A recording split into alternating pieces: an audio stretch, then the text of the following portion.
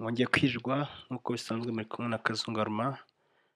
Uyu munsi nagira ngo turebere hamwe uburyo ushobora gukora logo mu buryo bworoheje ya 3D.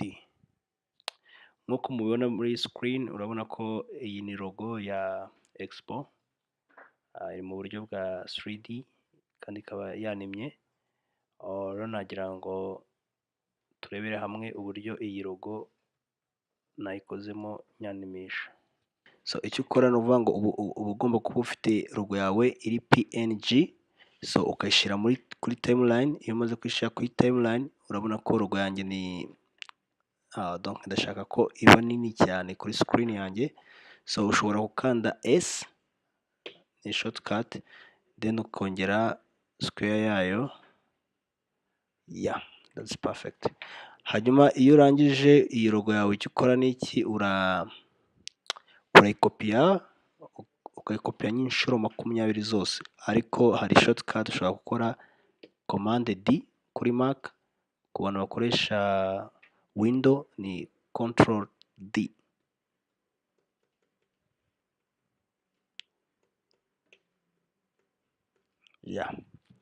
Urabona ko logo yanjye nayikopiye inshuro 20 kuri timeline. Icyo ukora ni iki, uhita ubiselectiona byose, then ugakereya iyi logo, iyi symbol ni ya 3D, then ukayemeza. Ni ngo iyo uyemeje wabiselectiona byose, ni ngo itijya kuri buri logo yose wakereye. So iyo urangije ukanda A kuri keyboard yawe, iyo ukanze A kuri keyboard yawe, urabona ko hano dufite amapati 3 y'imibare. So uhera hano ku mibare ya nyuma, hano hagiye handika 00. Ni ngo iyi ya nyuma ya 20 urayisimbuka ntacyo wandikaho. Kuri ya 19 uyigira -2, ukajya ku ya 18 ukayigira -4.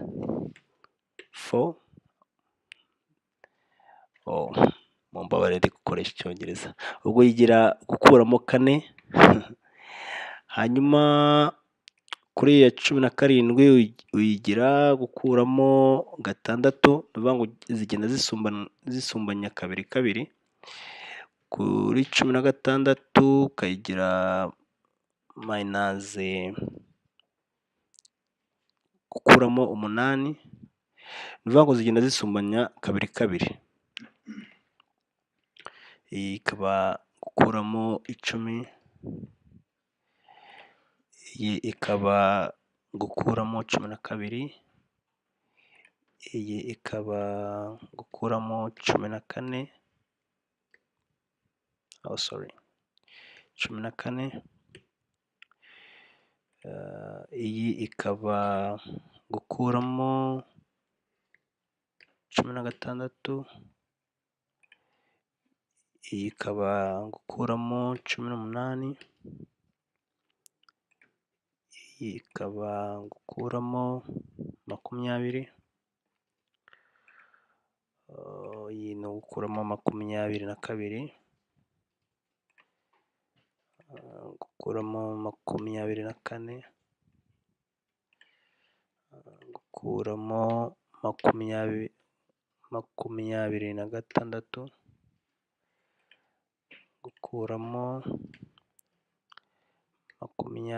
28, gukuramo 30, hano ukandika gukuramo 32, hano ukandika gukuramo 34, hano ukandikamo gukuramo 36,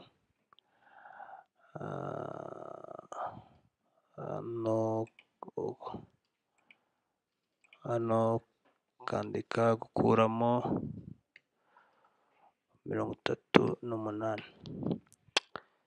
Iyo urangije ni ukuvuga ngo ikintu ukora ukereya icyo bita kamera. Ni ukuvuga ngo Hari inzira ebyiri, ushobora gukanda right click then ukaza hano kuri new.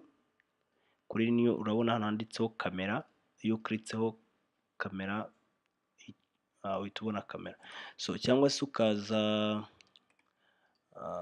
hano kuri layer then ukaza no kuri new uhitamo hano handitseho kamera. So kamera yanjye ndashaka kugira zoom kuri 35.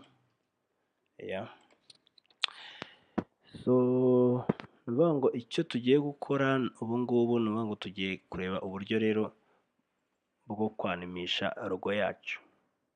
So ubu ngubu tugiye gutangira uburyo bwa animation. Nuvuga ngo iyo wamaze create iyi kamera yawe, ushobora guhitamo iyi tools, nuvuga ngo aka kasembori kari hano hejuru ugaklikaho, cyangwa se inzira ya bugufi ugakanda C ariyo S, C kuri keyboard yawe. Nuvuga ngo icyo tugiye gukora ubu ngubu tugiye gucreate ama keyframe, hanyuma tangire twanimishe logo yacu mu buryo bwa 3D. So icyo ugomba gukora, ugomba guselectiona position na point. Nuvuga ngo ugaselectiona position na point, then iyo urangije uhita utangira ugacreate keyframe. Ukanda kuri utu tuntu tubiri, nuvuga ngo urabona ko nisenza n'utuntu tubiri, utu nitwo bita keyframe. So icya mbere nshaka kubanza kwanimisha iyi logo yanjye, ndashaka ngo ibanze ise nk'iryamyeho. Ubwo ndakanda S. Murabona hano kuri screen akangaka iyo mwanze gutya S hazaho akantu kameze, murabona akantu kajeho agasembori gatuma iyi logo yawe ushobora kuyiryamisha muri ubu buryo cyangwa se ukayihindukiza muri ubu buryo, donc mu buryo bwose ushakamo. Ariko urabona ko logo yacu yamaze kuba 3D.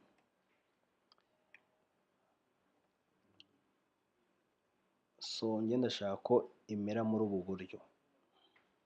Iyi niyo animation ya mbere mbanje gukora yo kuba nakora logo yanjye ikaba yaryama muri ubu buryo. So animation ya kabiri ngiye gukora, ndashaka ko iyi logo yanjye igaturuka hanze ya screen izamo imbere muri screen. Ubwo ndongera nkreye izindi keyframe, hanyuma nindangiza urabona ko kuri suri yanjye mfite aka symbol. So nkahitamo symbol ya zoom, wongera ugakanda S, ni aka kantu mubona kuri screen. Bivuga ngo iyo umaze kugaklika, icyo ukora ni iki, urayikurura logo yawe, ugakomeza ukayikurura paka igihe iri buze kuvira muri screen.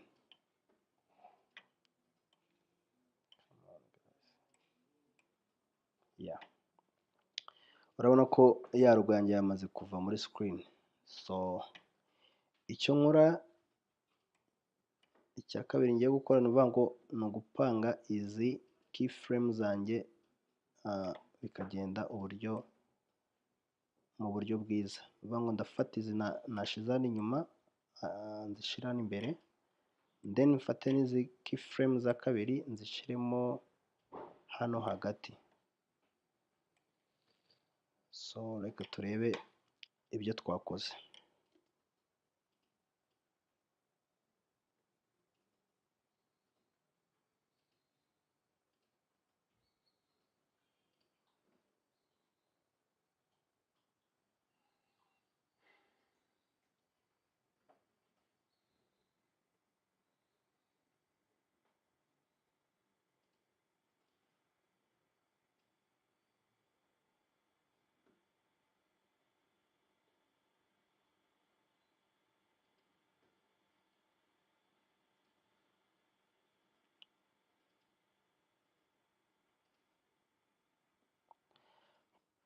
Byiza cyane, urabona ko ya logo yacu twamaze kuyanimisha yaje mu buryo bwa 3D. So icyo wakora hano ni ukuvuga ngo ushobora gucreate background, ushobora gucreate background biterwa na background ushaka gukoresha kuri iyi logo yawe. So njye ndashaka kuba nkoresheje background yoroheje. nkayishyira hano munsi.